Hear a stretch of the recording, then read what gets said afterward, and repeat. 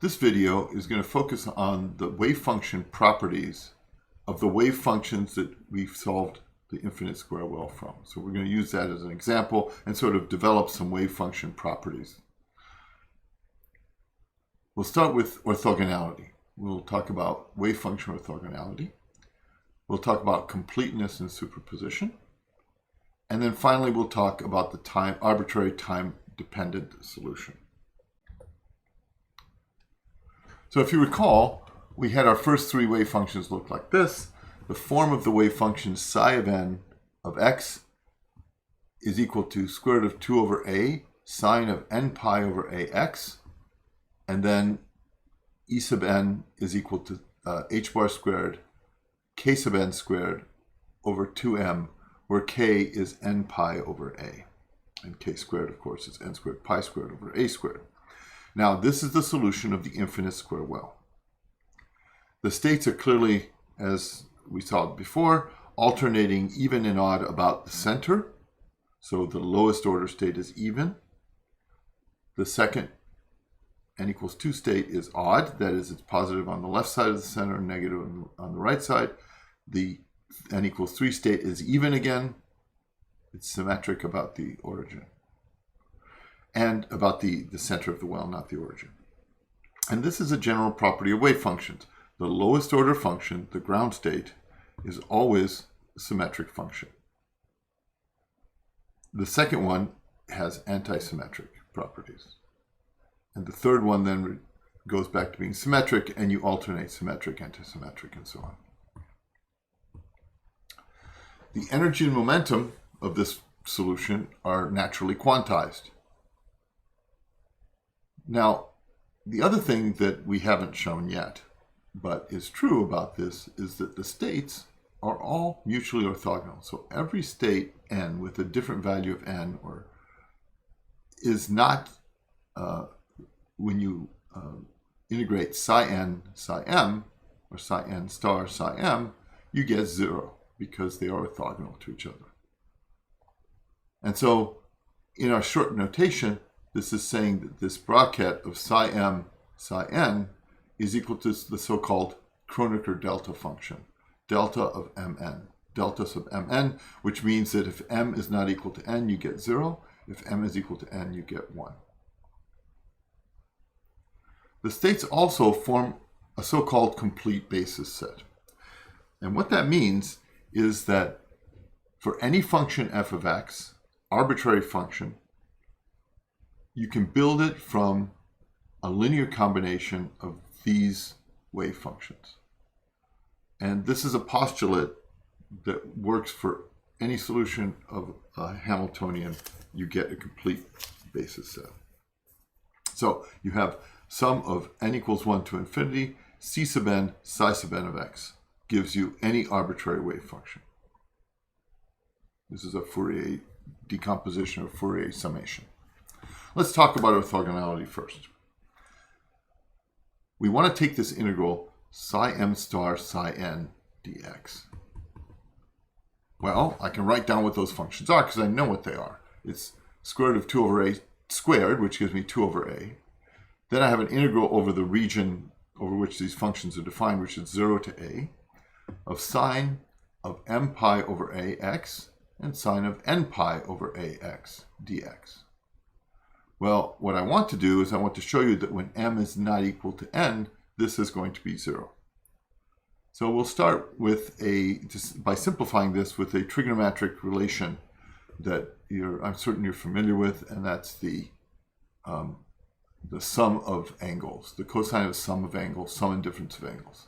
So the cosine of alpha plus or minus beta can just be written as cosine alpha, cosine beta, minus plus sine alpha, sine beta. And so you can see what we're interested in is something that looks like sine alpha, sine beta. Well, that's over here. But I can realize that if I take cosine of alpha plus beta and subtract from it cosine of beta of alpha minus beta, I will be left with only sine alpha, sine beta terms. And I'll do that. So I take cosine alpha minus beta minus cosine alpha plus beta I just pull this out of here. I get cosine alpha cosine beta plus sine alpha sine beta. And then I have minus cosine alpha cosine beta minus sine alpha sine beta. These cancel. And I'm left with sine alpha sine beta plus sine alpha sine beta. So I get 2 sine alpha sine beta.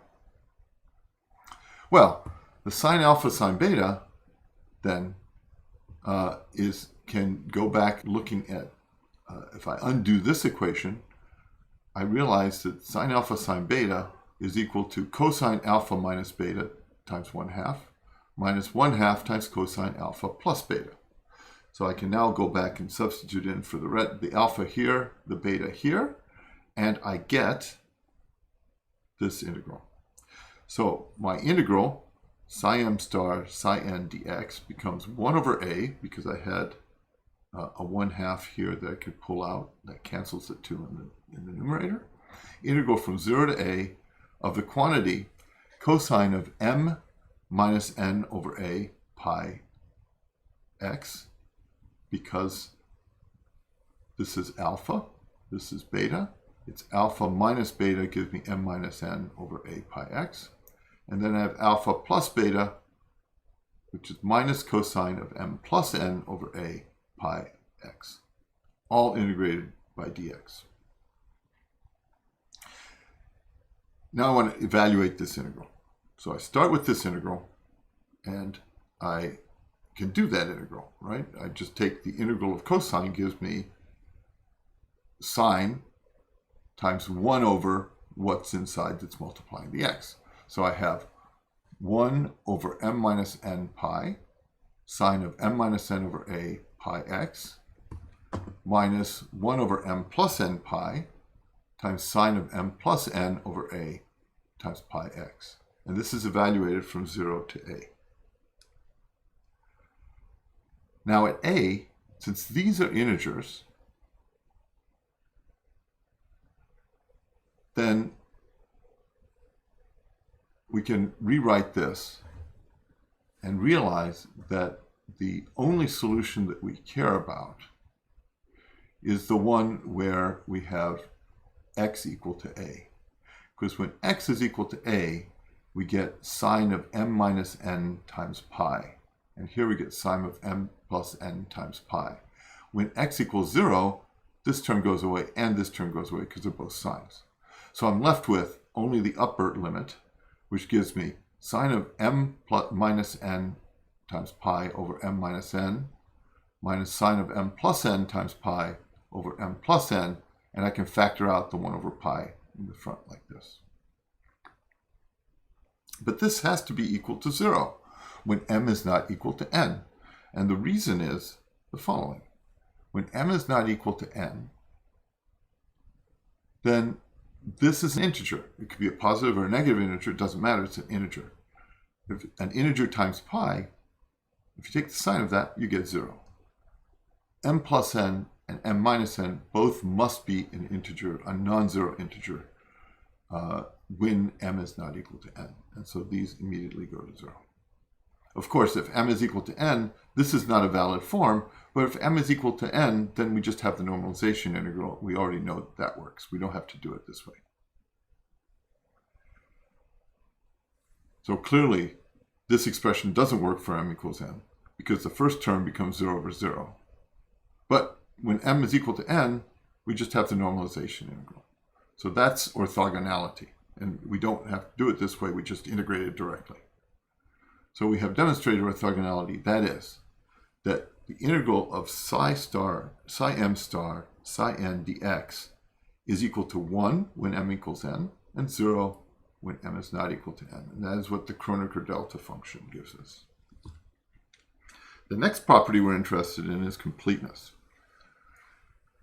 So I'm not going to prove this because it's actually rather complicated, but for behaved physically meaningful functions, the solution of the Hamiltonian is going to be a complete set of functions. But I'll explain what completeness means.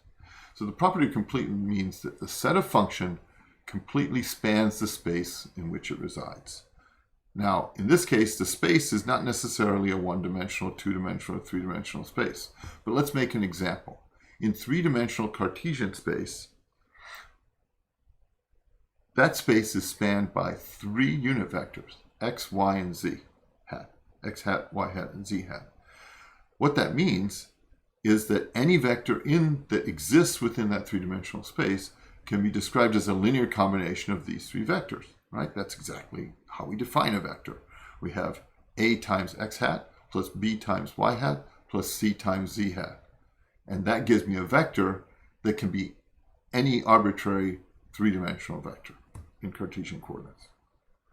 Similarly, the solutions to the infinite square well, which is an infinite set of solutions, is complete.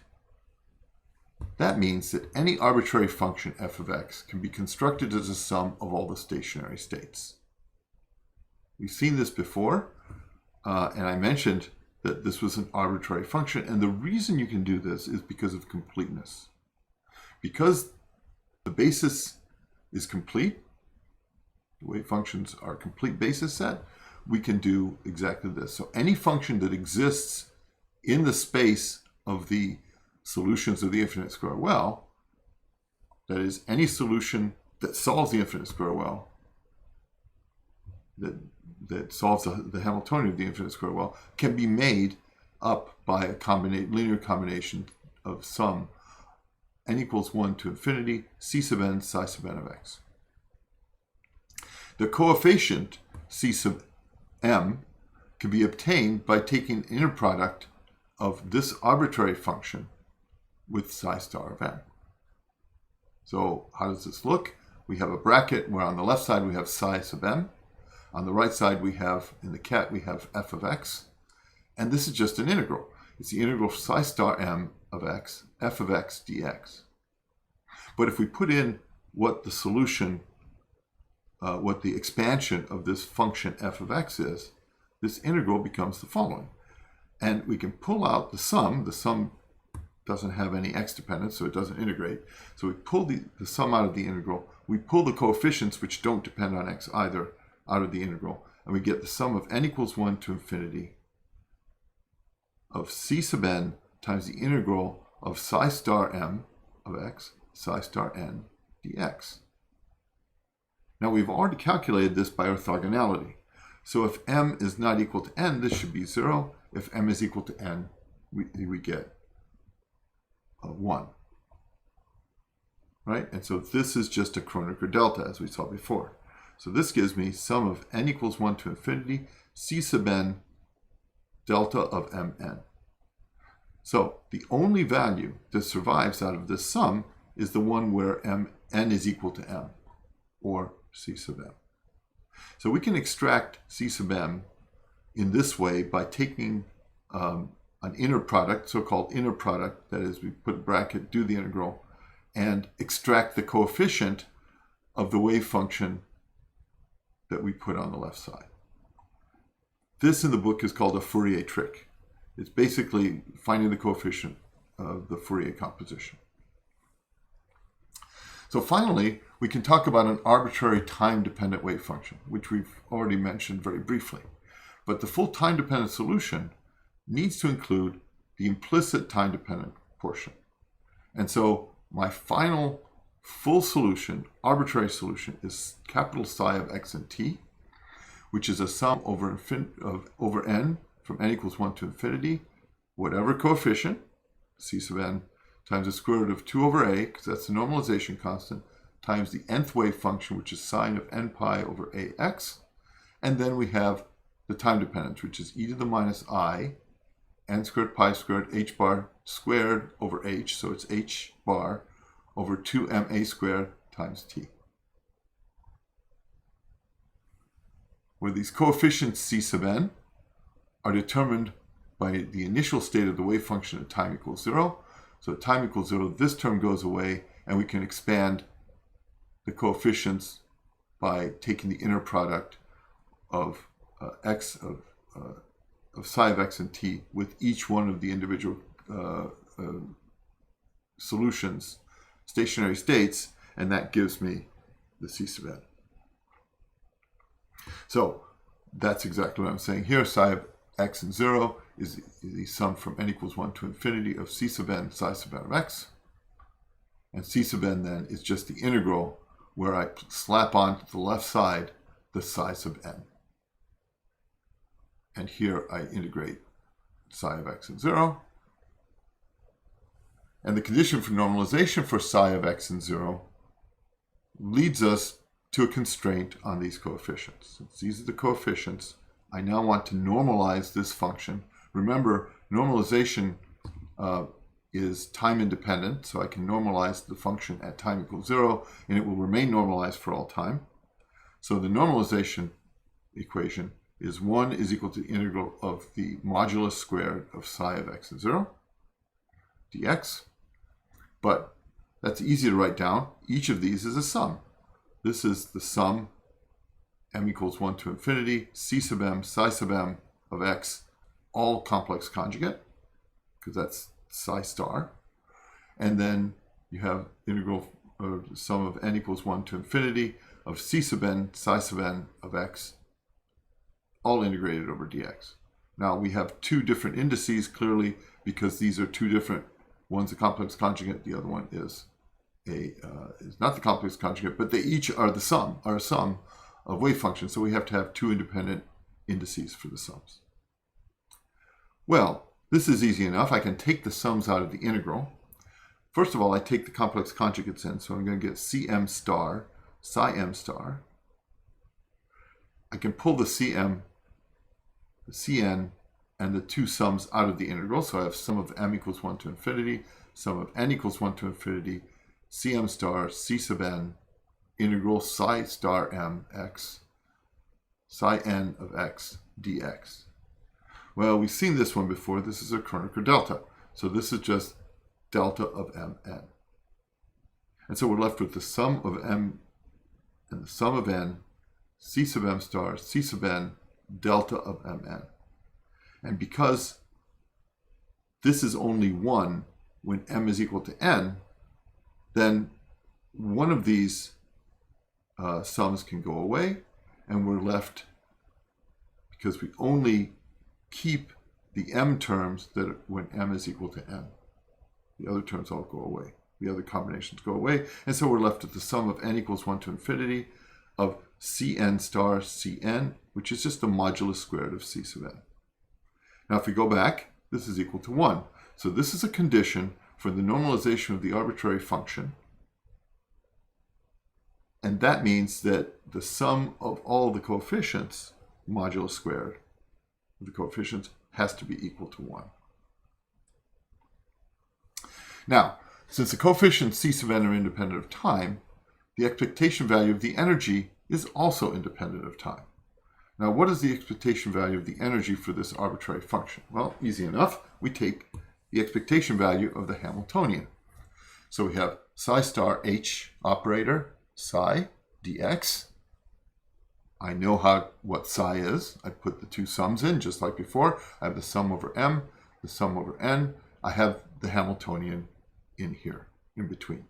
Now remember, this is an operator. It acts to the right, so it's going to act on the sum. But this operator doesn't do anything to the n's. It just acts on the function x, psi sub n of x in here.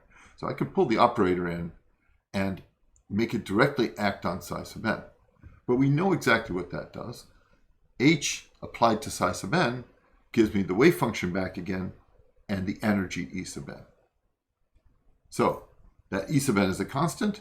I can pull it out of the integral that's implied here. I pull the sums out of the integral. I put the coefficients out of the integral. I get my usual Kronecker delta integral. That is my orthogonality statement. That is psi star m psi n dx integrated over all space is the Kronecker delta. And that Kronecker delta forces one of these, the m's, to be equal to the n's. And so I get that the expectation value of the Hamiltonian, that is the expectation value of the energy for this arbitrary wave function, is a sum of n equals 1 to infinity modulus squared of Cn times En. Now clearly, this is not one of the values E sub n. It's somewhere, it's a weighted average of all the values that participate in this sum.